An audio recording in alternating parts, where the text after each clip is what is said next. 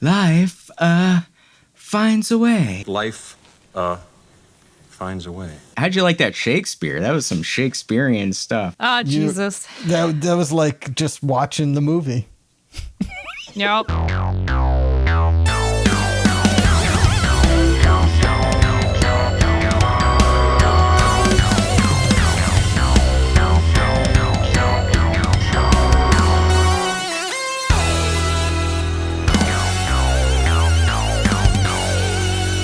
Welcome to Straight Jacket Talk, where it's two guys, a girl, and a horror show. My name is Kevin, and I'm joined by a guy who can name every dinosaur. It's Nathan. You shouldn't use my name. Nathan. We've got Nathan here. Nobody cares. I'm also joined by a girl who is not a computer nerd. She prefers to be called a hacker. It's Gill. I wish I could hack into stuff. Like hack into Jurassic Park? Get all the Yeah, or files? like whatever. You know, hack into the White House. Oh. Find their file system. Probably looks like the one in the movie, too. How old all the computer systems probably. in the government are. MS-DOS. Yeah. Can you imagine if that's like their security system? Like you're trying to hack in and it's like, You didn't say the magic word. Honestly, wouldn't surprise me. We watched Jurassic Park from 1993. It's celebrating its 32nd year anniversary. Actually, today, the day we're recording, June 11th. Pretty cool stuff. Wasn't planned. Just happened that way. A happy coincidence. This was written by Michael Crichton and David Cope. It's directed by Steven Spielberg. The legend himself. What's really cool, too, is the cinematographer is my favorite, Dean Cundy. From Escape from New York, Halloween, The Fog. Okay. And it shows. It's really an incredible looking movie. Yeah, I think so. I think his movies, just the way they're shot, are legendary. The stars Sam Neill and Laura Dern. Back from Blue Velvet. Looking good in those frumpy adventurer shorts. Frumpy. I like him. I said she's looking good. That's true. I wasn't lying about that part. This is a little bit of a different role than she played in Blue Velvet, though. A little bit. A little bit. Also stars the incredible Jeff Goldblum. He's pretty iconic. I mean, I know.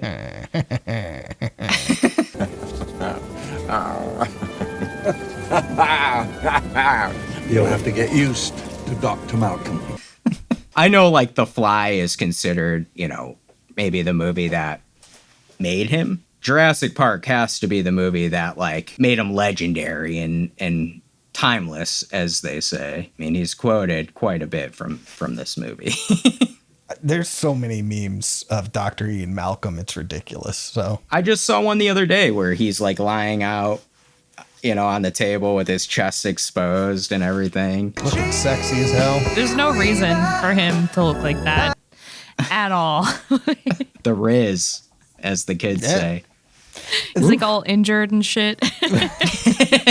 Jurassic Park had a budget of $63 million. Do you know how much it made at the box office? Nathan, start us off. Well, I mean, this movie was gigantic, but it was also before the days of the $1 billion movie. So I'm going to say it made $750 million. I'm going to say 500 million. Nathan's the closest because Jurassic Park did, in fact, make $1.058 billion. Damn. Jesus Christ. Really? Okay. Billion. Okay. Yeah, crazy amount. Can't even think about that amount. I mean, those are Marvel numbers, Pixar, Disney numbers. Currently, on Rotten Tomatoes, Jurassic Park has a 91% critic score and a 91% audience score. Right on the nose. So this is certified fresh. Still too low.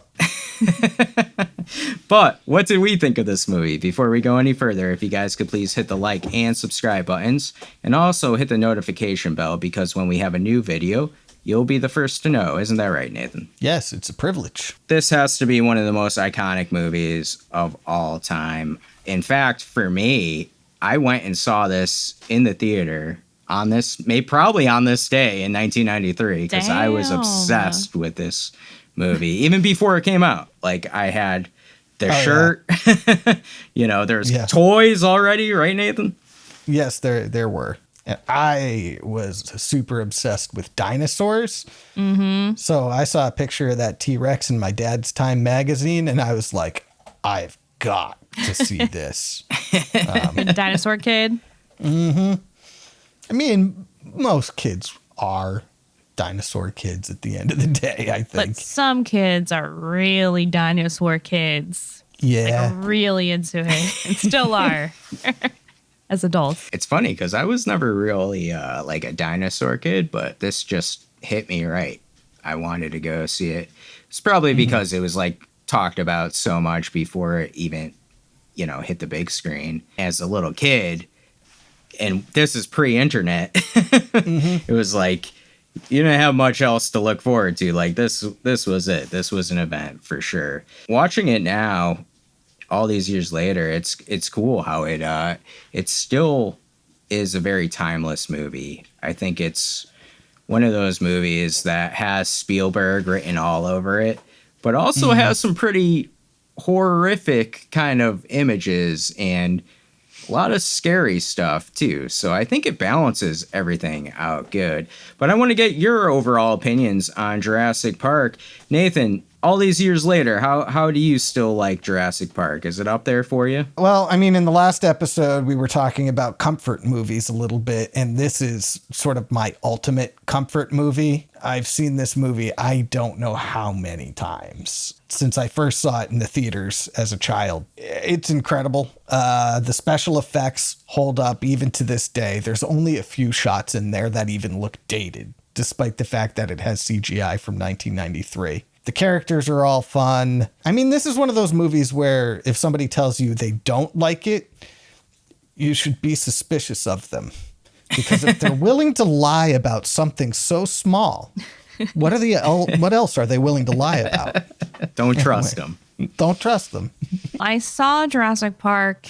I wasn't as old as you guys when this came out. I was like a baby when this came out. So I think I saw it a little bit like in my childhood, but watched it mostly as an adult, like numerous times because I married a dinosaur boy. His favorite movie ever is Jurassic Park, and that's his comfort movie as well. And he puts it on all the time. So I probably watch this like once every quarter, like 4 times a year, something like that.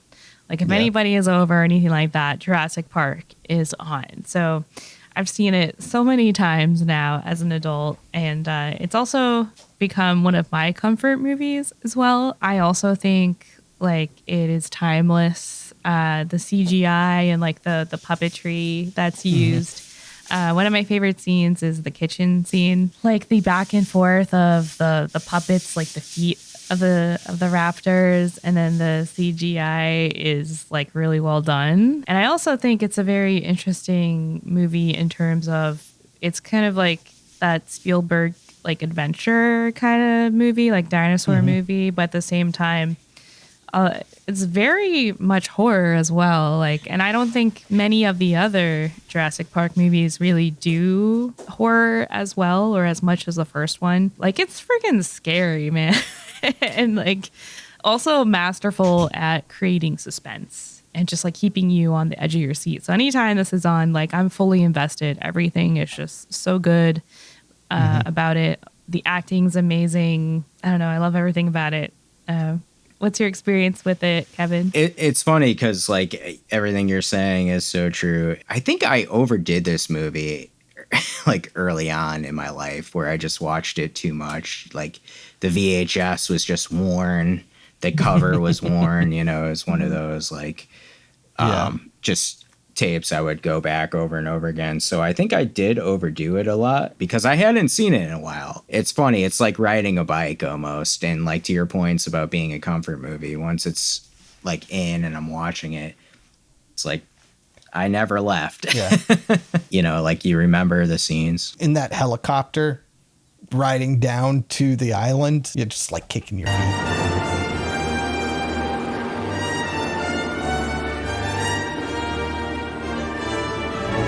going to be dinosaurs on that island. Like, oh boy, you don't know what you're getting into, but I do. Yeah. It's like you're a kid again. Yeah, for sure. Kind of what I want to ask your opinions on, because we all kind of touched on, the horror and suspense a little bit, is I did see a quote from Steven Spielberg that said his intention of making Jurassic Park was kind of a sequel to Jaws on land. And I never thought about that before. I mean, what are your thoughts on that? Do you think there is some connectivity to Jaws? Just looking at the opening scene where the Velociraptor takes one of the workers and it's thrashing him around, that is very Jaws. That is like the very the opening of Jaws when the girl's getting thrashed around in the water. Yeah, there's more people around, but it's almost kind of the same scene. An unknown, unseen terror is thrashing somebody around, and it's terrifying. Every Steven Spielberg movie is very different, but you can also tell when you're watching a Steven Spielberg movie, no matter which one it is. I mean, even movies by other people that are like produced by him feel like Steven Spielberg movies. I mean, Gremlins isn't directed by Steven Spielberg. It still feels like him. Mm-hmm. So there's going to be that connective tissue between every one of his movies. I had no idea that he said that about Jurassic Park, but it makes some sense to me. It's sort of a creature feature involving an actual thing that existed. I mean, dinosaurs in the modern world, not so much, but they existed. So, and 25-foot sharks, not so much, but sharks exist. So, sort of an exaggeration of something that actually exists, I guess you'd say.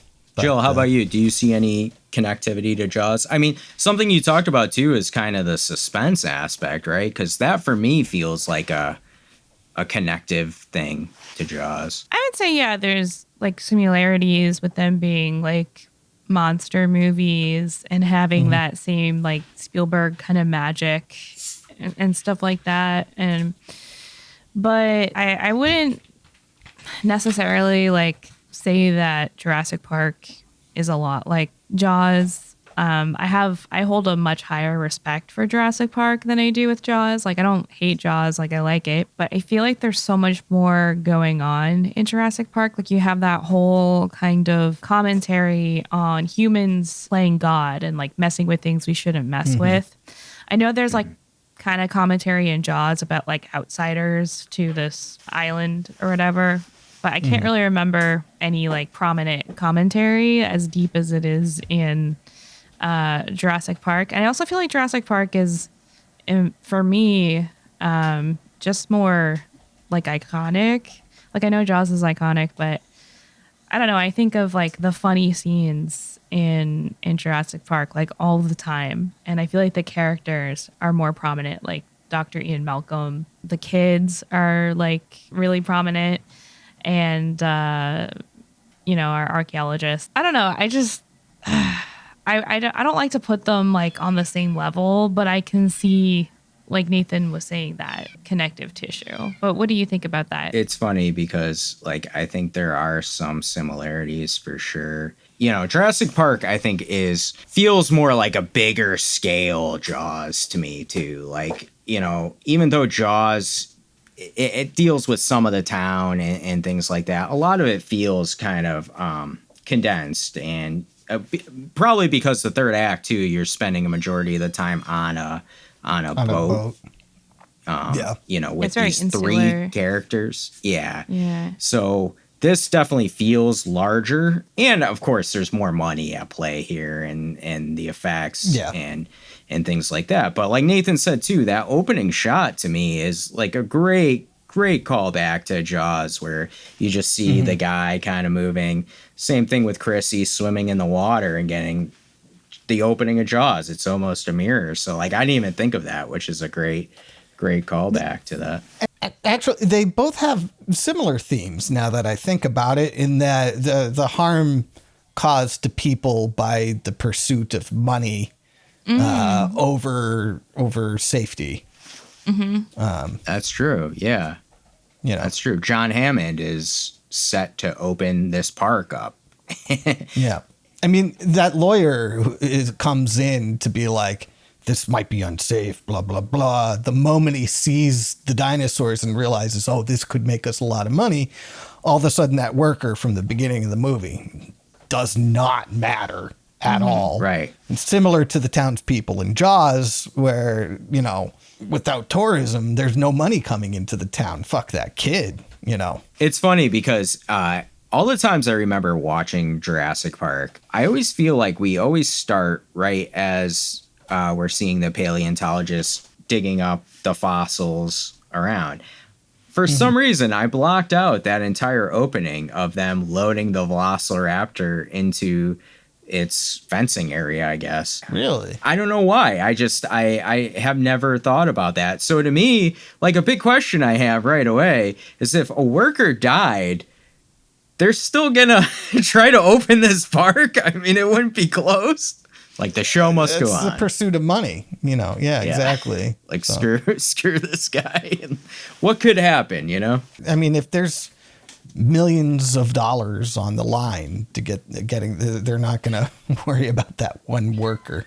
Yeah. Yeah. It's just a matter of convincing the insurance company that they can get it done fairly safely. That lawyer is the fucking worst, by the way. I love how they kind of shit on him. And the only one I've got on my side is the blood-sucking lawyer. Thank you. They kind of stick the kids with him in the Jeeps. When Tim picks up like the kind of like night vision or like whatever kind of like technological like goggles, binoculars he picks up. Are they heavy? Yeah. Then they're expensive. Put them back. And the lawyer is like, that looks expensive, like put it back sort of thing. I was like, wow, this guy is just like such a piece of shit. Right. And I think it's so funny that he gets stuck with the kids and then he dies like sitting on the toilet, like being a little bitch. Yeah. I think you're really not supposed to like, that's why he gets it worst. Yeah.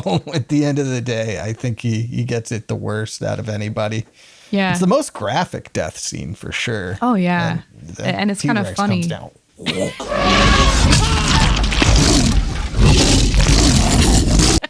It seems like the villains in this movie are the ones who die, right? Well, there's one good guy who dies, to some right? extent. Sort of, because John Hammond is, I think, in the book, he's supposed to be much more of a villain than like the lawyer is. I haven't read the book, but my husband has read it like a million times and he tells me about it. So the lawyer doesn't have as big of like a villain arc, but John Hammond is supposed to be like more money hungry than he is in the movie. But I would say he's kind of a villain though. Like, I agree with that. He doesn't die. I think he's likable, but that doesn't really change the fact that he is ultimately responsible for everything that happens in the movie and is very much the villain. He's a terrible grandfather also.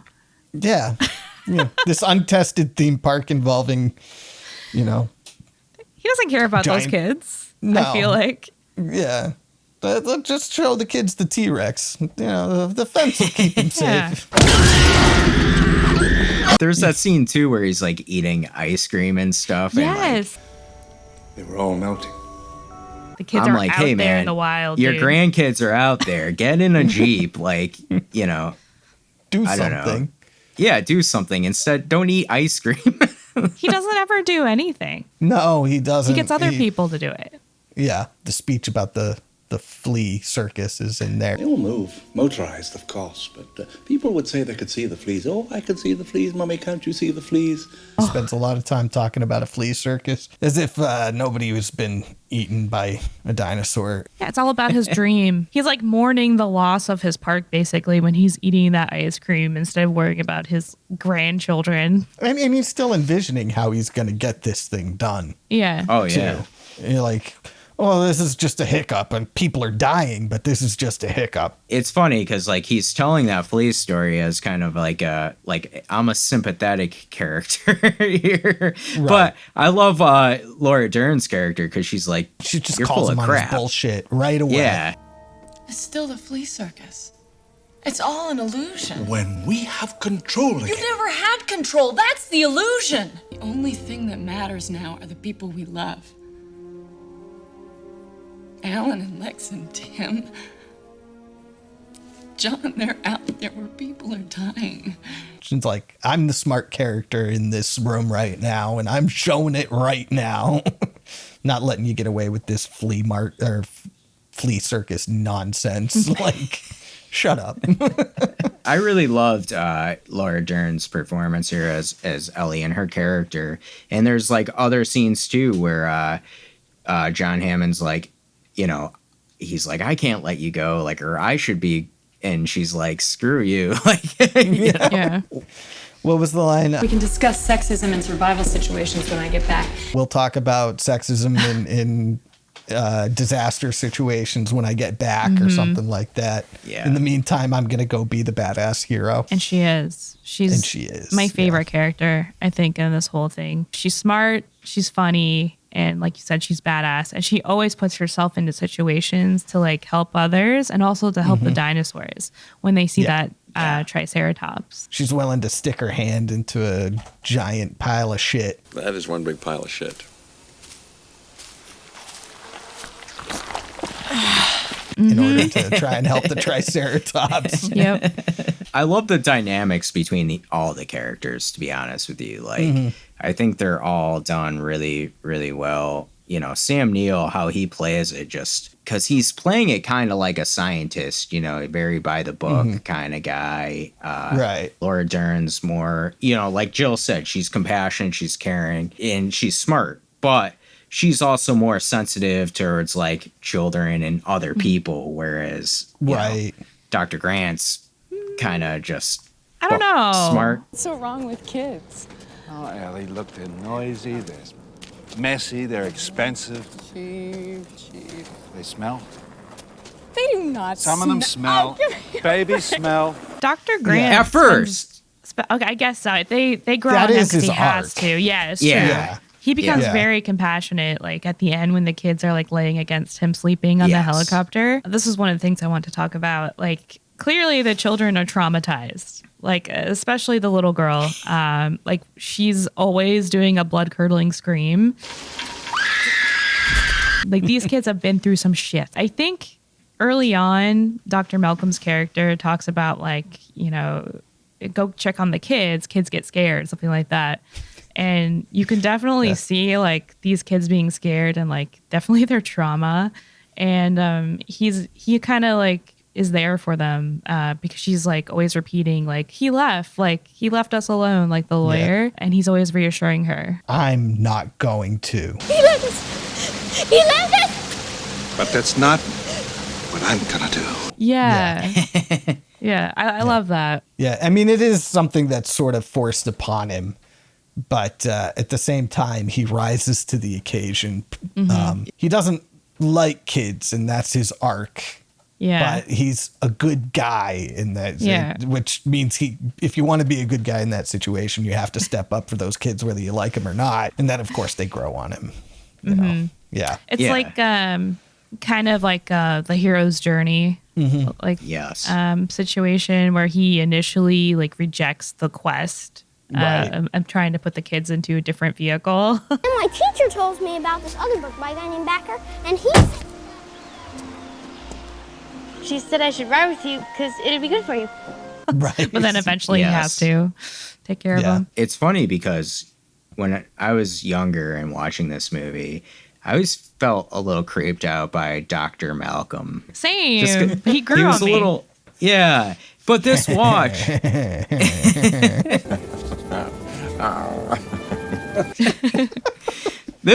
even though he does like feel Ellie's hair a little bit there, which was a little weird, but she was into it.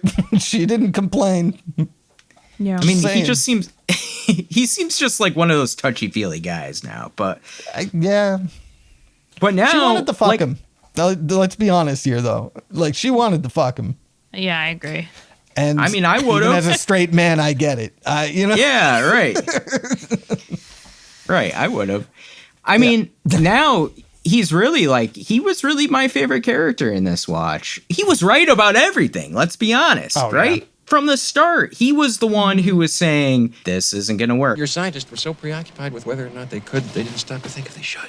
Like, yeah, okay, he was like Dr. Grant too at first when they saw the dinosaurs for the first time, and they were like, oh, okay, whoa, like this is crazy. But he was the first one that was like, wait a minute here. This isn't going to work out. Like, you think you're in control, but you're not in control. He's the moral authority of the movie.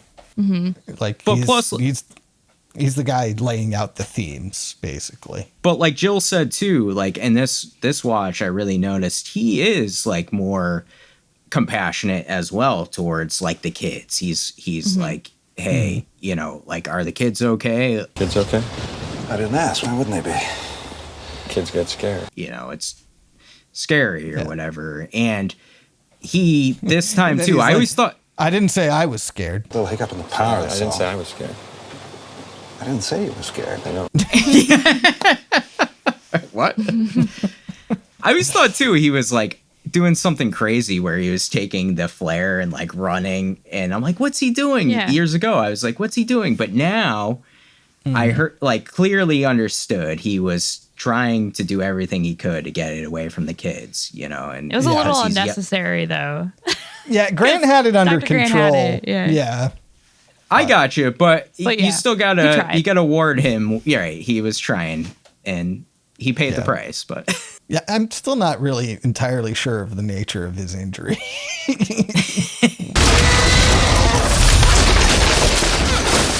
It feels like he's just sort of generically injured in that scene. but he had to rip his shirt open. yeah. It is but a scratch. You know. Nathan, who's your favorite character of these three main characters?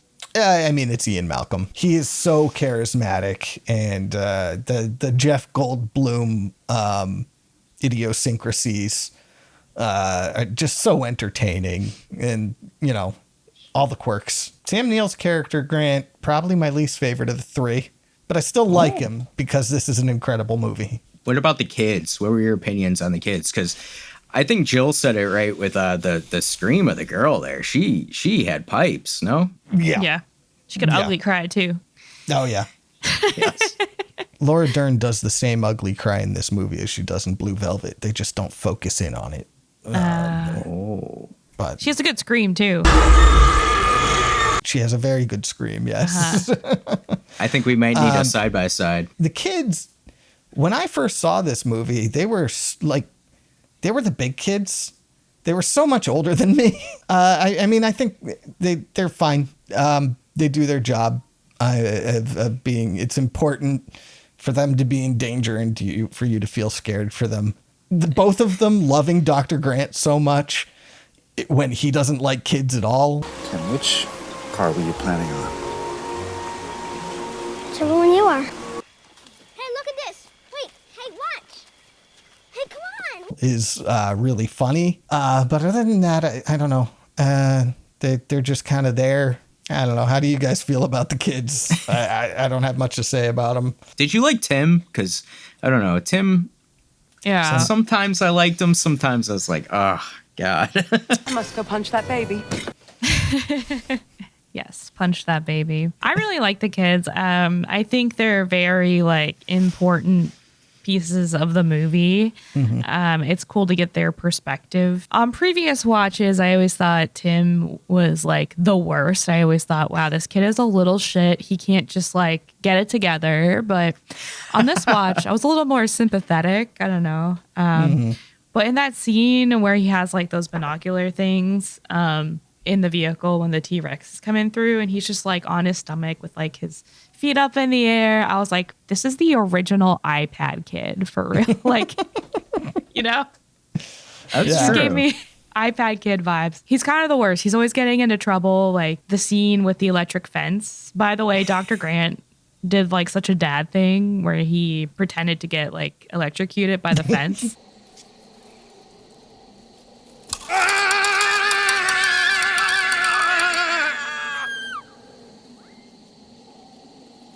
That's not funny. That was great. That was a great scared dad joke, yes. Scared the shit out of the kids. Like that maybe wasn't the right time to do that. No, it was horrible, but it was also really funny and endearing in a way. But I really liked, is it Alex, the name of the little girl? I can't remember. It's just Lex. I really liked her. I love that she's like a hacker, and then she like hacks into like the mainframe of Jurassic Park and like fixes everything. I know. That's one way of not putting realistic. It's worse than not real. It's actually incredibly realistic. But the problem is that in 1993, file systems felt like magic, and now they really just don't. She just clicked on a folder. This isn't right. Like, I click on folders in my computer all the damn time. But she made it look cool. Terribly inefficient graphical interface. I really liked her. I thought her facial expressions especially were like always on point, very expressive. And she was always there for her brother. I don't know. I thought she was a great character. Just going back to the kitchen scene, because it's one of my favorite scenes. Like right before then, they come back to like the visitor center and it's empty, but they find this buffet of food. And I think that is like so fun. And I love that they're just kids. It has that Spielberg magic where they're just like these two kids. Despite all the hell they've been through, they're just so excited. And then seeing like the Jello jiggle from like the dinosaur's footsteps, I think is very cool. And then I love that whole freaking kitchen scene with the velociraptors. One thing I caught this time, when she takes the ladle and is like hitting it on the floor to try to distract the dinosaur so her brother can kind of move and get out of there, when she tries to get into like that cabinet, but it's like reflective metal and you think she's gonna get eaten, but like she tricks the dinosaur.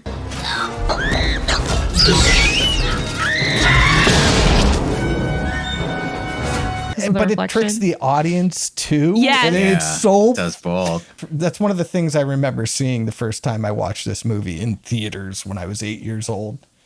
I was just so fucking terrified that Velociraptor was getting her, just like it got Ray and that scary arm. And anyway, very scary. The whole scene is just so good. And like seeing the Velociraptor's eye in the door and just they learn how to open doors. You sure the third one's contained? Yes.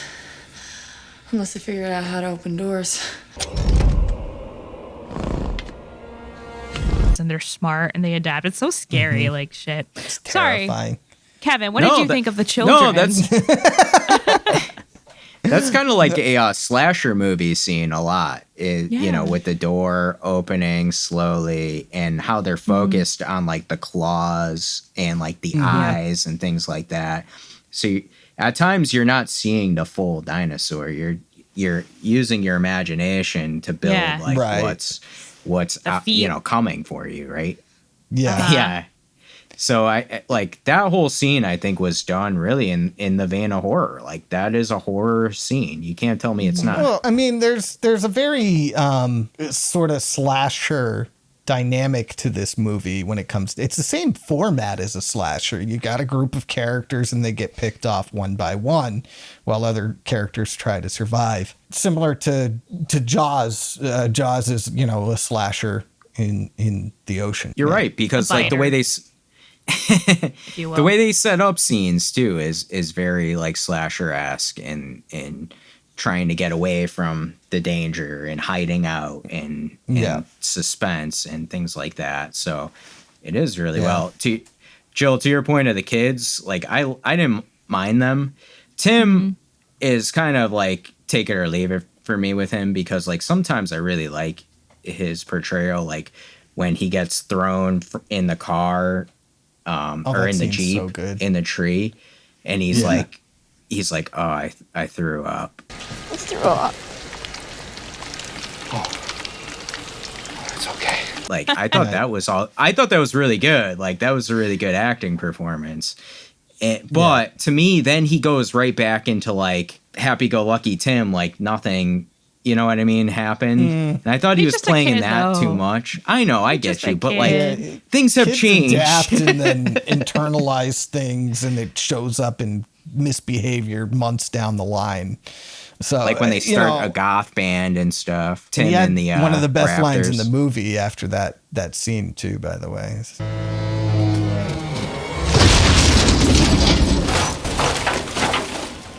Well, we're back in the car again. Oh, at least you're out of the tree. After the... Dr. Grant's like, at least we're out of the tree. Yep. Yeah. What I consider like one of the best scenes in maybe film is the T-Rex getting out. This is iconic beyond, is it not? The T-Rex itself is scary, right? Oh, 32 years later. Terrifying. And I don't want to harp on this too much, but this movie is the reason why part of the reason I get a little annoyed when people say they don't like CGI. The CGI in this movie looks incredible, and it's from 1993. The problem isn't CGI, it's bad CGI. If the CGI is well done, it looks incredible. And this scene especially sort of shows that perfectly. Jill, what'd you think of the T-Rex? I love the whole T-Rex scene with like the goat and everything, and the fact that it wants... Where's the goat?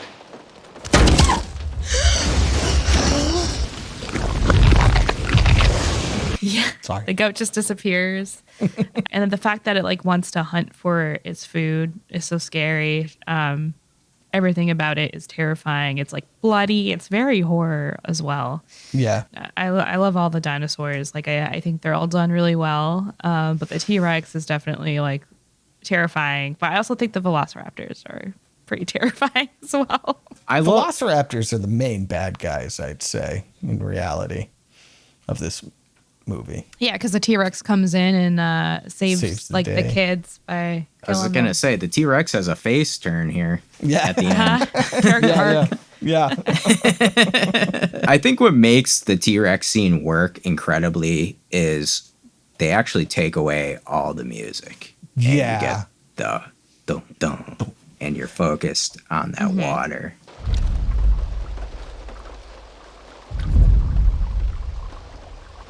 The water thing with the ripples in the water every time you hear the thud is one of the best suspense building tools I've seen like in any movie. The moment you see water ripple or jello jiggle, it just oh God, something's about to happen. Even now, even though I've seen this movie like 50,000 times conservatively, it still fills me with like suspenseful sort of dread. So, and that fucking flashlight, like turn off the damn damn kid. Turn off the flashlight. Jeez. I still get like anxious whenever I watch certain scenes. Like that scene, I still get anxious. The kitchen scene and the electric fence for some reason. And when Laura Dern's character goes like into the utility thing. Yeah. That's scary. I love Dr. Ian Malcolm giving her directions. Damn it. Dead end. Wait a minute. Yes, there should have been a right turn back there somewhere. Look above you. There should be a large bundle of cable. Yeah. Do you see He takes over. Hammond's been showing her dead ends for the past 20 minutes. Malcolm's like, just follow the thing above your head. Look up. Look up. I think too, we talked on John Hammond could be a villain. The Velociraptors are a villain. Wayne Knight, otherwise known as Newman. Hello, Newman. He's a pretty big villain in this movie. I mean, he shuts down the security, the perimeters and things like that creates this chaos. Door security systems are shutting down. Well, Nedry said a few systems would go offline, didn't he? I mean, what were your feelings on his character name is Dennis, correct? I think it's Dennis. Dennis Nedry. Yeah. This watch too, I kind of like really zeroed in on the stuff he was doing. but also like very greedy. He's just trying to get rich easily. Yeah. By doing something pretty immoral, like selling the dinosaur embryos. He just has like no regard for life or respect for anything. And that's like another kind of theme going on here. The way that he just shuts everything down and just tries to escape and let everyone else, you know, like fend for themselves. He's awful. Yeah. I love that he falls down. Yeah. Just gets fucked. Deserves it. He does have a terrible death there. His whole story went so far above my head when I first saw this movie when I was a kid. Like I didn't, the idea of the existence of corporate espionage was like, I have no idea what this guy's doing or why he's doing it. Yeah, no, he's a bad guy. He's an asshole. He doesn't care what chaos he brings. You know, yeah. Because, I mean, he's got to know when he shuts down all the fences that it's going to cause, you know, Ian Malcolm's chaos. Why were the fences on the same thing as, like, you know, the security to, like, I don't know. Theoretically, wouldn't you want separate computers? Like safety protocols, you know, like if you shut off the security stuff for the forensic stuff, it shouldn't affect the fences for the dinosaurs, right? Well, no, the thing about that is he intentionally shut down every system and he could have shut them down individually or whatever if he wanted to, but he needed all the fences turned off because his route to get to the boat involved going through some of the dinosaur paddocks. So that's why he shut down everything, is because he had to get through those fences, and he didn't care that it caused problems for other people. He thought he was just going to drive for 15 minutes, get to the boat, and be $1.5 million richer. And then he suffers one of the best fates in the movie.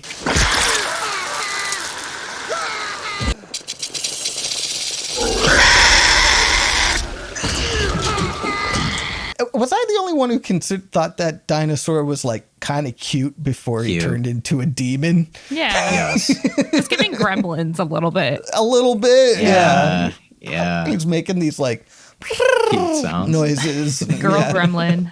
The hot gremlin returns. Right. It's a spitter. She's back. A spitter. Oh man. Not with those lips.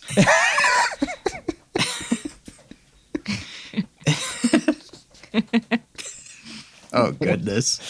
Oh, man. I remember being really scared of this dinosaur when I was a kid because of what you touched on. Like, I thought it was cute. I thought this was going to be like a cute dinosaur, like a good dinosaur. And then all of a sudden, like Yoshi. I think that's what terrified me. You know? Yeah. Yeah. That's scary. But he deserved it. Yep. Oh, yeah. He got what he got. Yeah. And it was fun to watch. Yeah. I remember, too, thinking Samuel L. Jackson's character was so cool, even as a little kid. Hold on to your butts. Hold on to your butts. He's just smoking that all the way down. The cigarette just falling apart in his mouth. He didn't care. He's working hard. He's a competent employee. Mm-hmm. Unlike Nedry. Yeah. All those scenes, too, where he's trying to get into the computer and it's like, He didn't say the magic word. And he's like, please. Please. Please. Oh, my God. You know, I think he was selling, too, like the idea, like they're screwed because he can't get in the system. And, you know, even later on when John Hammond's like, we're going to shut everything off to reboot it. He's like, I won't do that. Like, you know, that's too dangerous. And it's like, well, we're out of options. So it really does set up this whole, like, this is the last resort idea to, you know, their safety and obviously everyone else's too. So he had an important part, in my opinion. Yeah, I liked his character a lot. His arm falling on Laura Dern's character on Ellie. Mr. Arnold. In that utility bunker thing was the scariest thing in the world to me as a child. Mm-hmm. Oh, yeah? Yeah. Dang. Oh, that I was upset. I got you. It's kind of funny too, because she's like relieved that she finds his hand, and then he's like, it's detached. Yeah. I know, it's funny when you see it now. You're like, oh, okay. I don't it's know. horrifying. It was probably the goriest thing I had seen in my life up to that point. Too. Like, my parents were pretty conservative about what they let me watch. In fact, they went and watched Jurassic Park to make sure that they'd be okay with me seeing it because it was PG-13. And it was like my first PG-13 movie. That arm. Yeah, I know. I had never seen anything like that before in my life. I think it's terrifying. And I think a lot of the kills are like, there's a duality between it. Like, it's really scary and horrifying, but at the same time, they kind of have a little bit of comic relief somewhere. You know, with like the spitter. It's kind of funny, but it's also horrific. The arm is kind of funny and horrific. The lawyer. The horrific, but funny. He's on the toilet. Yeah.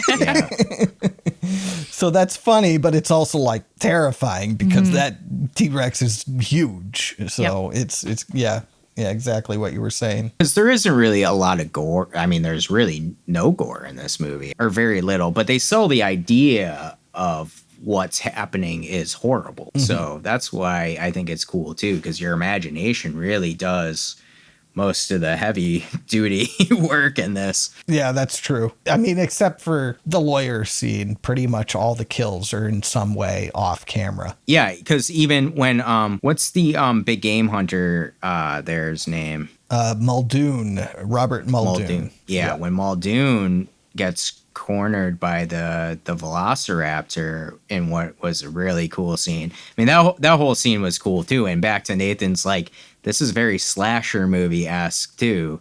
That was very a slasher scene, yeah. Because he was like, we're already being hunted. We can make it if we run. No, we can't. Why not? Because we're being hunted. He's like, run.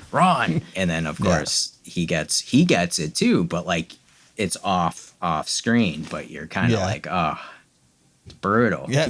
But you know what's happening. He's getting torn apart by Dr. Grant made very clear what that Velociraptor is going to do to him. They're going to start eating him before he's dead. You are alive when they start to eat you. Yes. Because that's what he said to that kid at the beginning of the movie. That was awesome, by the way. Scaring that kid. Yeah. It looks like a big turkey. More like a 6-foot turkey. Oh, yeah, kid? Please insert Here's that. a claw. Clip. Oh, yeah, for sure. You know what's cool? Is that little kid, he's also in another horror movie. Do you know which one? God, he's also in Matilda. That's a horror movie, too. I wanted to say Trick or Treat, but that's the kid from Bad Santa. Say it, Kevin. It's one of the forgotten ones of the series, but it's Nightmare on Elm Street 5. Oh, I was never going to get that. I haven't seen that. Child. He's the scary kid in that. To look this up. So, he looks scary in this as well, but I do love Dr. Grant kind of telling him what. Telling him what's what. He slashes at you here, or here, or maybe across the belly, spilling your intestine. Little punk kid. I gotta bring it up. The music in this is iconic, right? John Williams does the score. Yeah, it's grandiose, right? It's like setting you up for what Jurassic Park is, and when you hear that music, I mean, even people who haven't seen the movie. High school orchestras play this music all the time because it's just so recognizable to everyone. And it's not a difficult piece to play. What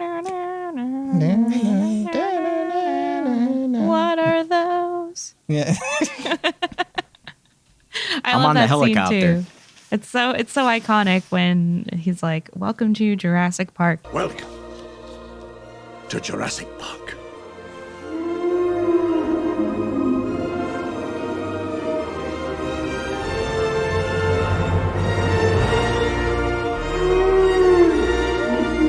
You get the music and you see the dinosaurs and stuff. Good Lord. Gives you chills. Yeah. It's just like, it does. I know what I'm in for, and magical. I'm so happy to be in for it.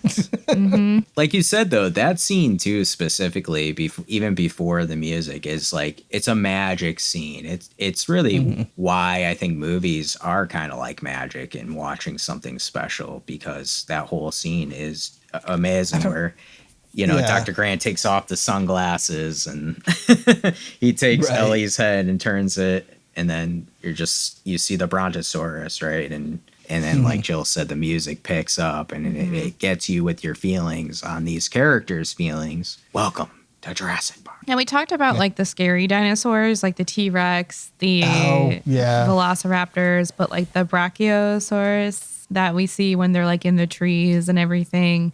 They're so gentle. I'm not letting go. Like little magical movie moments like that are like also really important in this movie too. Yeah, there's a sense of wonder throughout the whole thing. Although the first shot of a dinosaur is like one of the only shots that's kind of dated right now, where they're looking at that Brachiosaurus. But when the Brachiosaurus sneezes on Lex.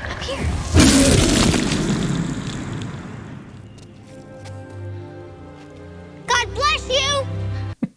But it's like just this, like you were saying, just gentle, almost cute thing. Like a dog. That they're petting. Yeah.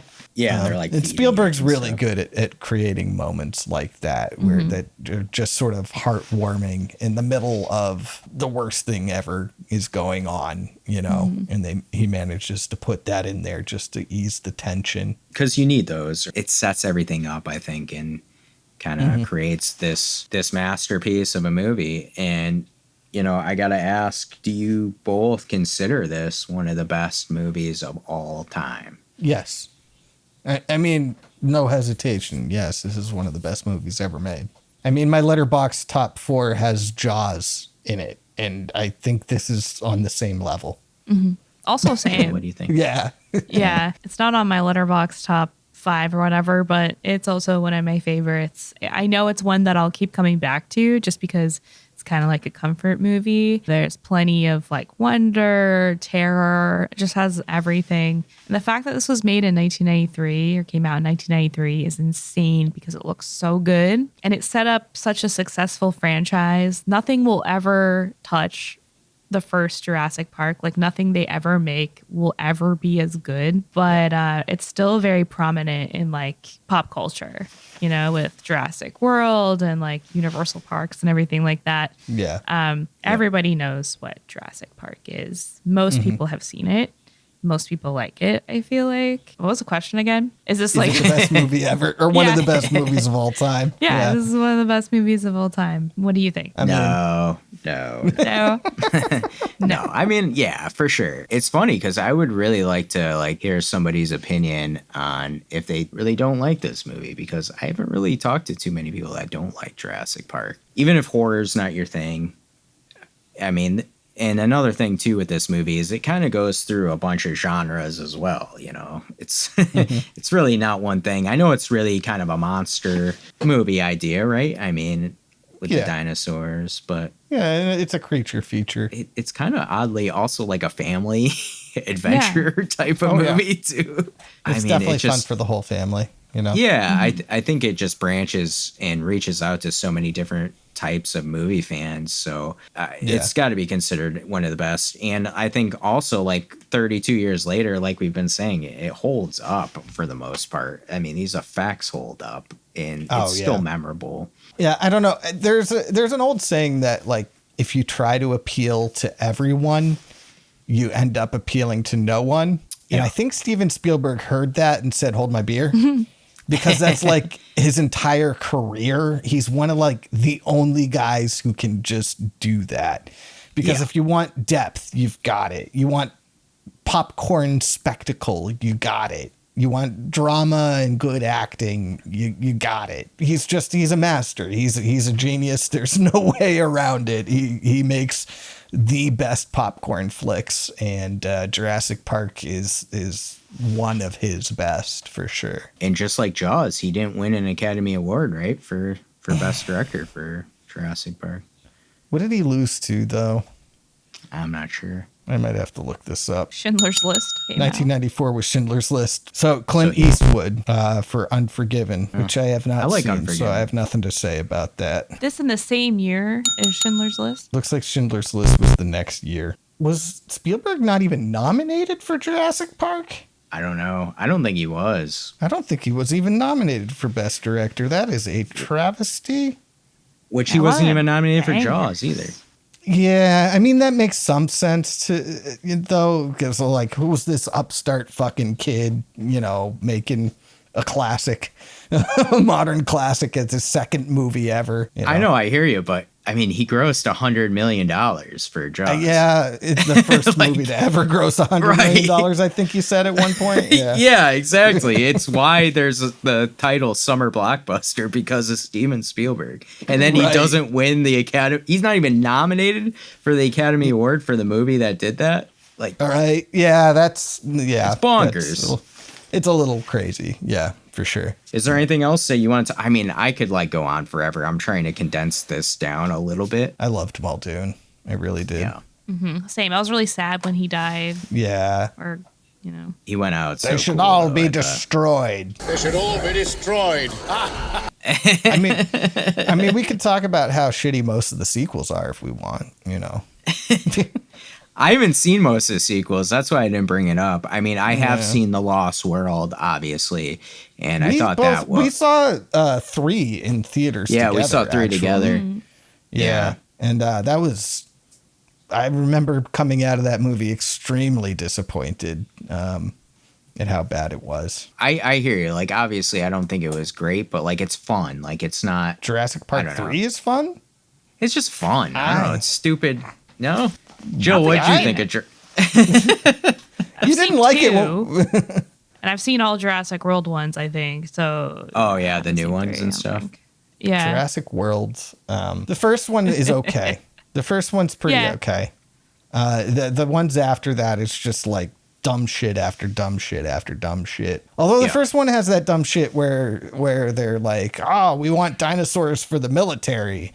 And I'm sitting there thinking to myself, what wins in a fight? A T-Rex or an M1 Abrams? What I liked about the first Jurassic World was like you got to actually see people like going to the park, and that's something you don't get really in Jurassic Park because they're just like trying to test it, basically, see if it's okay. Yeah, that was cool about the first one. You're right. But then anytime they're making dinosaurs that didn't exist, I'm kind of like annoyed by it because like Indominus Rex. Yeah, like maybe show me another dinosaur that actually existed instead of doing that just to make something a bigger spectacle or whatever. Because I want to see more dinosaurs, not some shit you made up. You just remind me of 2 things. First thing is another thing I really like about Jurassic Park is like the visitor center and how cool it's set up, and like the shop with like all the merch is very cool. And if you've been to Universal, the Jurassic Park there, it's very similar. Like they have like a little kind of like visitor center there, and they try to replicate some things. And like the big Jurassic Park like doorway kind of thing is there. Yeah. That's awesome. Yeah. The other thing is like the whole premise of the movie, I think is really cool. Like the fact that they found dino DNA. Bingo. Dino DNA. In amber and a mosquito from, I think that's so friggin' cool. Can this happen? Does anybody know? I'm pretty sure they have found blood in a mosquito and amber. I think that part comes from real life. Okay, I was gonna say. Have they done it yet? But I don't think they've done cloning. No, we didn't even talk about that whole beginning thing where they were explaining the science, and then we saw the baby velociraptor being born out of an egg. that was super fun and adorable and sort of magical. More Spielberg magic and wonder. Yeah. It's just movies just filled with it. So Also, like a lot of sci-fi, like science fiction elements of just like dropping this information, but also the fact where they talk about like using the frog DNA to like fill in the gap. We use the complete DNA of a frog to fill in the holes and complete the code. We can make a baby dinosaur. And also how they use like the lysine or whatever to make sure that the dinosaurs don't like get out of the island. Like they'll die off. Yeah. I love like little info drops like that too. Yeah. And it's funny, actually, that whole thing is sort of just a giant exposition dump now that I think about it. Yeah. And that's sci-fi. Right. That's like a sci-fi element. But they managed to do it in such an entertaining way. When you're a kid in school and it's like, oh, we're going to watch a cartoon today. And it's like an educational cartoon, but you're happy anyway because it's like a fun little cartoon. You know, like we all loved Schoolhouse Rock, although I don't know if you watched Schoolhouse Rock, Jill, as a kid. Yeah, that was an American thing. I got to say, as a kid, though, I remember this part did kind of bore me a little bit. Did it? I was like, wait, because I wanted them to be on the road and see the dinosaurs. You just want to see the dinosaurs. Yeah. And kind of like we see, though, at first, how they see it. And I'm going to name drop another YouTuber, but Film Theory has a video on like, what if Jurassic Park really existed? How would it be? And he kind of talks about how they do nail the idea that you're in the daytime out at Jurassic Park. You're probably not going to see any dinosaurs, like, because they're nocturnal or however. Like, he goes through a whole thing with it. It is a great video to look at if you're interested. That's what I was thinking, because it was like, there's no dinosaurs. We get the one shot of the dinosaur, but then there's no dinosaurs. I wanted to see the T-Rex, and then we're in with the boring stuff. Like, you know, where's the dinosaurs? I mean, it does take an hour before you get before this movie really like pops off, before the danger starts. So I get and it pays off. Don't get me wrong, it pays off. That was actually it very much. I'm that's not a complaint on my part. I will say that was a barrier of entry for my 9-year-old nephew. Who likes Jurassic World better because it's faster paced. I'm sure that broke my heart when he said that. But kids these days. Yeah, but I'm sure when he gets older, he'll come to the realization that he is wrong, and that Jurassic Park is a much better movie than Jurassic World. But I get it. From a kid's perspective, you wait an hour before that T-Rex shows up. Life finds a way. After an hour. So soft-spoken when you do your Dr. Malcolm impression. I'm trying to get in with like his mood, his aura, you know. Your shirt is far too buttoned up, first of all. Just rip it. Hulk Hogan. That doesn't work for me, brother. Is there anything? Is there anything else? I think we're ready for quote or kill, probably. All right. Yeah. It's time for quote or kill. We're going to give you our favorite quote of the movie, or our favorite kill of the movie, or both. Actually, kill-wise, I liked all the kills, so I couldn't pick one, but I do have 2 quotes. The first is one I quote all the time, and it's the clever girl. Clever girl. It's so good. That one is like in my mind. I do it regularly throughout a work day, even. Anything just surprises you. Yeah. Yeah.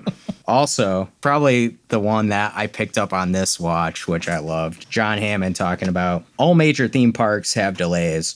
When they opened Disneyland in 1956, nothing worked. And then Dr. Ian Malcolm goes, But John, if the Pirates of the Caribbean breaks down, the pirates don't eat the tourists. That was like perfect analogy of what's going on. Yeah, I feel like you can quote like half the lines in this movie at the end. Oh, of yeah, the day. 100%. Yeah.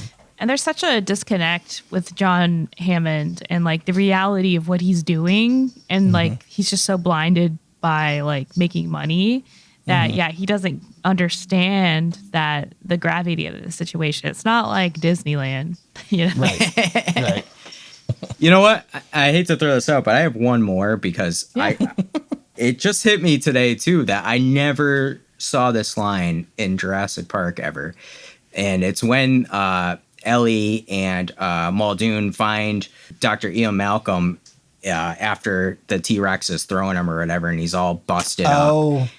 And Ellie goes, "Do you think it's safe to move him?" Can we chance moving him? Please chance it. He's like, "Yes, like Please please move me." I thought you were going to talk about the line where they find the lawyer and Muldoon's like, "Oh, I think this was the lawyer." I think this was Gennaro. I think this was too.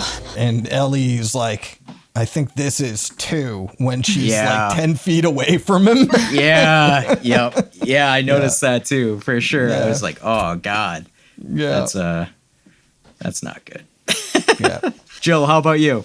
I don't have a specific quote, but I did really enjoy all of Malcolm's lines, especially this watch. So anything that he says, I feel like is pertinent and important. Packaged it and slapped it on a plastic lunchbox, and now you're selling it. You want to sell it. Well, But for Gill, it's definitely the lawyer.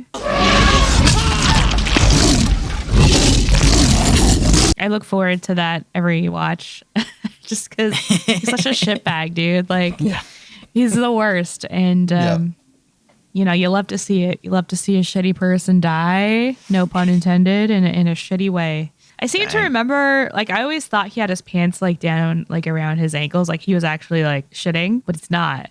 So this time I was a little disappointed when I was like, oh, wait, he's just sitting there. I was just about to ask, was his pants down? Because, like, in my mind, they're down, but I guess he didn't not. need to shit. He was hiding. He got scared and went to hide, and it didn't work out. It would have been funnier if he was, like, so scared that he was shitting, though. Right. Like, that would have been a little improvement, I feel. Right. When you gotta go, you gotta go. Now, where does he think he's going? When you gotta go, you gotta go. And that's it. You get the anxiety poops. You gotta go. Yeah. Nathan, what about you? My favorite line and kill go together because my favorite line is also "clever girl," and my favorite kill is of Muldoon. Clever girl.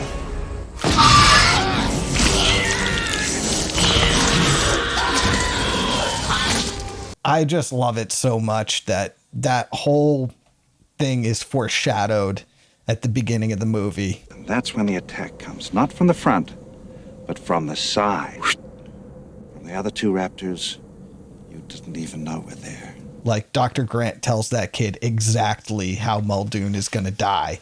Like, you see him there, but the attack doesn't come from there. It comes from here because they're pack hunters. So I think that's just so clever. That's just such good filmmaking. And it makes me happy. I mean, it makes me sad that Muldoon died because I liked him. But yeah, I just think that's great. And then the line, "clever girl," is like, it's such a Muldoon thing to say. Like, right. He wasn't going to beg for his life or nothing. No. You know. He knew what was up and he was going to, He respected nature. Yeah, for sure. He's like one of the only ones. Spielberg's so good, like you were saying, foreshadowing too. He foreshadowed the iconic water too. Which way is going to roll off? Let's say back. Same way. Same way? Same back? With Dr. Ian Malcolm dropping it and stuff. Oh, yeah. I never even thought about that. Dropping it on Laura Dern's hands there, Ellie's hands there. Yeah. Kudos to Mr. Spielberg. Yeah. Just so good. It's time for our final rating. We're going to rate this movie from 1 to 5 stars. 5 is like the awesome, I would say, T-Rex, Velociraptors, just the way they looked. Amazing. 1 is the little volunteer boy from from the dig at the beginning. Oh, yeah, that kid sucked. I must go punch that baby. This is a 5-star, obviously, all the way, every day. It's iconic. 32 years later, it lives up to the hype. I mean, this is memorable. You can quote it. The scenes are ingrained in my head. I almost didn't need any notes because I could just talk about this movie. You know, and it's one of those movies that you really love. And you know what? It does cover a lot because it's terrifying, but it's also action, adventure, family, suspense. It has it all. The music, you know what song that is when you hear it. So, I mean, like we touched on earlier, I think this is one of the best movies of all time. So that's it for me. Nathan, how about you? It's a 5-star classic. Oh. It doesn't get much better than this movie. It's nearly perfect in every way. Jill, how do you feel about it? Jill, are you going to make us perfect? Yeah, big shocker. Also 5 stars from me. I do feel a little robbed because I was like 2 when this movie came out, that I didn't get that experience to like go watch it in the theater or, you know, just like really enjoy it as a kid. You know, I've caught up on it and there's like still this nostalgia that will like always be with me, but like I can't imagine like the magic of being a kid at that age. And like the marketing for this movie was like really big too. And like all of the merchandise and everything, like, I don't know. I have like a longing for it. Like I just wanted to be born like a couple years earlier. So I could have experienced it. Watching this movie for the first time is like a formative memory for me. Yeah. So, Same for me. Yeah. I'm jealous. Yeah. It's like a fourth wall break in the movie too, where they show you like the merchandise in that the center there, because that's like what we had. I mean, I have a picture. I found a picture of me recently from when I was that age with the Jurassic Park shirt on that you see in the movie. I mean, that's right. Yeah. Dude, it goes hard. It still goes hard to this day. Wow. That is the first movie we've all rated the same. And it's 5s across the board. So, hell yeah. I can't think of many movies that I think would get 5. Like, it wasn't surprising to me that we're 5s across the board on this one. And I can't think of many other movies that that's going to happen for. So, you never know. We could surprise you. Well, before we end the episode, we want to let you know what we've been up to. What have we been watching or reading or gaming or listening to? I actually watched a lot recently, but I'm going to kind of shorten it down to I've been trying to watch the whole John Carpenter collection of movies that he's directed. So I watched 2 more that I hadn't seen before. I watched Memoirs of an Invisible Man with Chevy Chase and Sam Neill, which is a good tie-in. I thought it was pretty good overall. It's a different sort of movie, especially for John Carpenter. I think the thing about the 2 movies I watched is they're very not John Carpenter-esque. It was a good watch. I think it's kind of forgettable, and I think the major reason why Memoirs of an Invisible Man's forgettable is because of the pacing. I think the pacing is way off in this movie. Like, it's a long movie and not a lot happens in scenes. So I think when you're watching it, it can be a struggle. But I think it's cool. Like, I think it's really well acted. Sam Neill obviously is amazing. This is a year before he would do Jurassic Park. So this is a year before he really blows up. And it has Chevy Chase in it. And this is like a few years after he was, a huge star. So it's kind of cool to see the actors at this point in time. But I thought even Chevy Chase was really good in it. Is Chevy Chase the Invisible Man? Yeah. Okay. And when That's good casting, because the Invisible Man is an asshole, and so is Chevy Chase. Well, the reason why I wanted to bring this up too is because we covered the Invisible Man from 1933, and they do so many good nods to Claude Rains' Invisible Man. It's really really cool, and it makes you realize like John Carpenter must have held that movie in high regard. Yeah. The other movie I watched from John Carpenter was The Ward, which was his last big motion picture that he directed. It has Amber Heard, but it was pretty good. I thought this, again, I rated them both 3 stars because I think they're very just middle of the road. I think they have both have some good things, especially with The Ward. I think The Ward did have more John Carpenter feel to it because of the suspense that he put into it and things like that. But it didn't have like any signature music.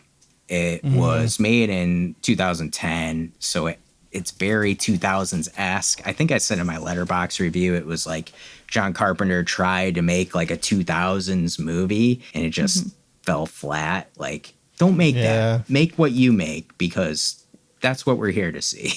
Especially since 2000s, there's plenty of good movies from that era, but I think overall the feel of the 2000s is like my least favorite of horror movies. Yeah, for sure. It had no pizzazz or anything special. Like, it just felt very flat to me.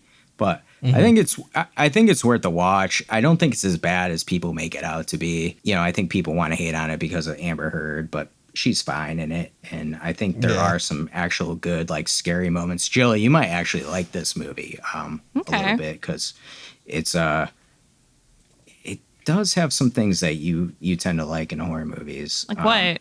So it's very psychological, and has an pretty much all women cast, and it's very focused on kind of ghost ideas and mixing them with psychological. So it really is kind of a cool concept for a movie. But does it have monster fucking? Yeah, that doesn't. Yeah. All right, maybe Jill, it's not up here. Across the board on Letterboxd, everyone has given it a 2 on my list, except for you. You gave it 3 stars. Right. And I'm I think still gonna watch it. I think it's worth a watch. I think my thing is fair, and what I've come to realize with John Carpenter is I either love his stuff, like he's directed some of my favorite movies of all time, like Escape from New York, which we just watched, and some just middle of the road movies for me. It's kind of funny to see the disparity. I don't know. I can't talk. Disparity? There you go. That's the word. There you go. All right. Jill, how about you? What have you been up to? Haven't been up to much. I watched Pee-wee's Big Adventure for the first time. Whoa. Oh, for the first time? For the first time. Oh, what a treat.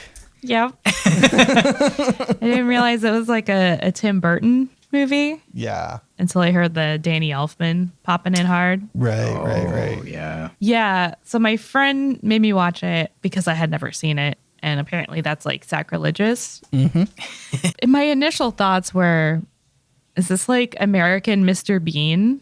Like, what is this? I've always heard about it. Actually, now that I think about it. Yeah. I see that.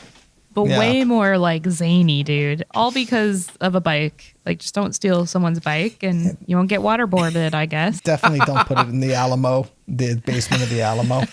Yeah, what is What a choice. The Alamo doesn't have a basement. What? I really was it like a dinosaur, like that big dinosaur that they go up in and spend the night or whatever? I thought that was really cool. I looked it up. It's like, it's real. It's in Coachella Valley, and I like want to go visit it now. It's just like one of those places, like I want to go there. But yeah, I enjoyed it. I did realize what I was missing out on. I also watched Implosion, which is a new documentary about like the Titan submarine with all the millionaires that went down. I just like watching shitty documentaries sometimes. So that was a little bit illuminating, not too much, but definitely learned some new things. And the last thing I watched, which Nathan has also watched, was 2016's Raw, which is a French film. I watched it for It's Lay's podcast. If you want to hear the rest of my thoughts on it, you can go check out that episode. But I really liked it. I'm a vegetarian, and it's about a vegetarian who starts to crave flesh, I guess. I don't think it's a spoiler to say it's human flesh that she craves. She becomes a cannibal. That's like in the synopsis on the streaming services. So it was pretty crazy. I didn't know what I expected, but it was pretty disgusting at times too. Like there's a lot of times where I had to like kind of look away. And I had just eaten before I watched it, which was a mistake. So don't do that if you're going to watch it. It's pretty gnarly. Yeah. But yeah, I really enjoyed it. What did you think about it, Nathan? I thought it was really, really good. I liked it a lot. I am a fan of this director's work, apparently, because she also directed Titan. It was a little bit of a rough watch for me, too, though, because I hate hazing the same way that I hate pranks. Mm-hmm. Like, the very concept of it makes me mad. And so I had to, like... That's so stupid. It's a movie, Nathan. Stop getting angry at them. Like yes, throwing paint on somebody is a horrifically terrible thing to do. I don't care about your little... I hate frat culture and sorority culture, and the idea that this whole college is in that culture. It's just... But I thought it was a really good coming of age story, though. Yeah. You know, this director has a really has a talent for making you root for and like characters who are doing kind of awful, like villains. Things. Yeah. Because this girl, I mean, she is eating people. You know, and it's just, but you feel for her and you relate to her. You know what I'm saying? And you sort of like her sister, too, despite the fact that she did some terrible things and is actually very ingrained into that culture that I hate so much about the hazing. Yeah. Not an easy watch, but... No. Although I will say that it made me sort of realize that my standards for, like, disgusting things in movies are kind of, like, a little bit higher than most people's because... Like, I don't know. I could have eaten while watching that. Oh, fuck no. I mean, other than the scene with the cow, which was, like, gag-inducing. Yeah. But, the actual eating of the people part was kind of like, eh. It might be the vegetarian in me being, like, you know, equating cannibalism with, like, eating meat, too. Like, that's another thing I kind of picked up on. But I was just like, when she's, like, the finger scene, I was just, like, dying on the inside. I mean, that was gross, but I don't know. There's a half a dozen movies on my Blu-ray shelf that have more disgusting imagery in them. You have a strong stomach. I do not have a strong stomach. I guess. I don't know. I just watch a lot of really fucked up shit. You're disgusting, Nathan. 4 stars. Yeah. Absolutely exactly. vile. 4 stars. Yeah, exactly. I mean, that movie was vile. 4 stars. Yeah. I gave it 3.5. So, but yeah, vile 3.5. Watch it again. Yeah. Carry on. Yep. Oh, any other movies? Yeah, that's right. We were segueing into me. Trying to, not very eloquently. No, well, the edit will make it pretty eloquent. Thank you. It's my fault. It's not.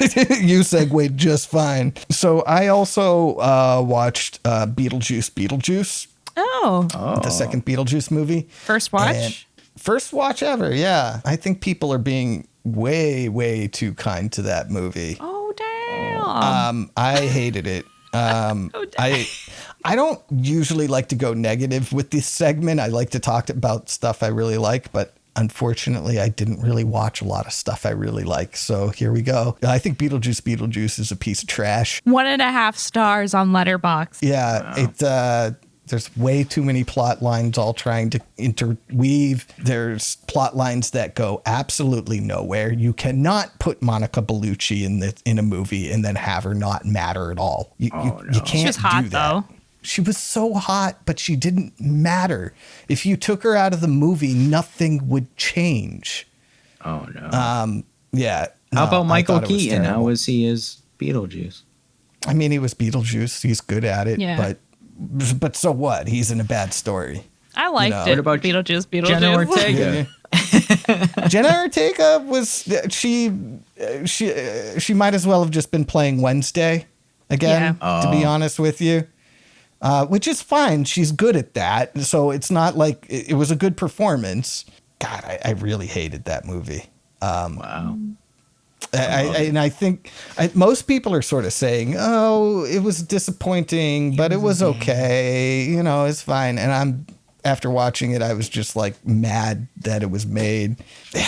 Tim Burton going downhill as far as he went is really one of the saddest things. He made some of my favorite movies of all time. Mm-hmm. And then he went and made that remake of Willy Wonka and the Chocolate Factory. And it was just You didn't like that? 1 star. No. No. Caramel. No, sorry. I did not like that at all. Shit. Okay. Yeah. I like trash. So speaking of disgusting movies, I guess I should have segued into this one. I also watched The Human Centipede. Oh, fuck yeah.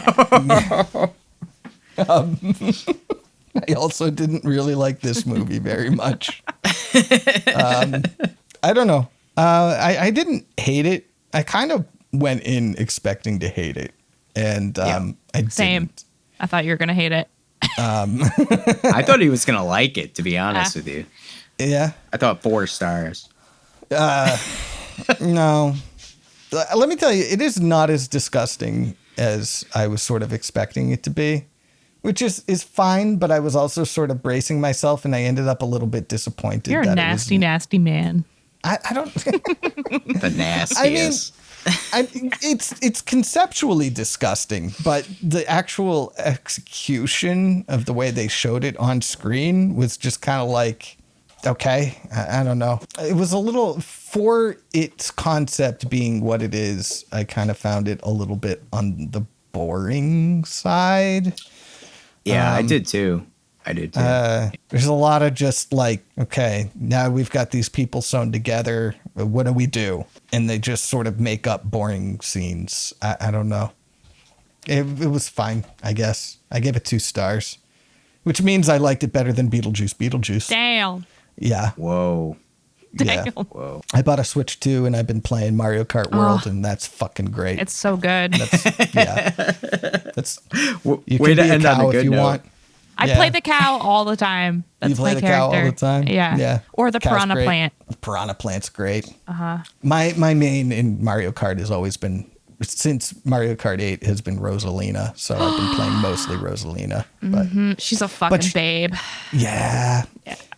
And she's got more outfits now too, so I She's put her my in fave. I put her in the glamorous outfit. I can't She's a remember little what slutty, it's called. I feel like. Yeah. Although I'll tell you, There's nothing wrong with that. No, that's why she's my favorite.